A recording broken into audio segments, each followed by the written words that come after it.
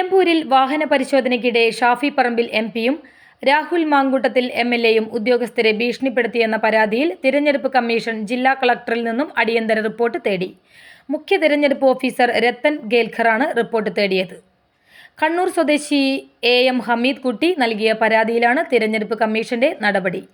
ഉദ്യോഗസ്ഥരെ ഭീഷണിപ്പെടുത്തിയ ജനപ്രതിനിധികളുടെ പദവി റദ്ദാക്കണം. ഔദ്യോഗിക കൃത്യനിർവഹണം തടസ്സപ്പെടുത്തിയത് കുറ്റകൃത്യമാണ്. തിരഞ്ഞെടുപ്പ് ചട്ടങ്ങൾ അറിയാവുന്ന ജനപ്രതിനിധികൾ സത്യപ്രതിജ്ഞാ ലംഘനം നടത്തി. തിരഞ്ഞെടുപ്പ് കമ്മീഷനെ അപമാനിച്ച ജനപ്രതിനിധികളെ തിരഞ്ഞെടുക്കപ്പെട്ട സ്ഥാനങ്ങളിൽ നിന്നും നീക്കം ചെയ്യണം തുടങ്ങിയ കാര്യങ്ങൾ ചൂണ്ടിക്കാട്ടിയായിരുന്നു തിരഞ്ഞെടുപ്പ് കമ്മീഷന് പരാതി നൽകിയത്.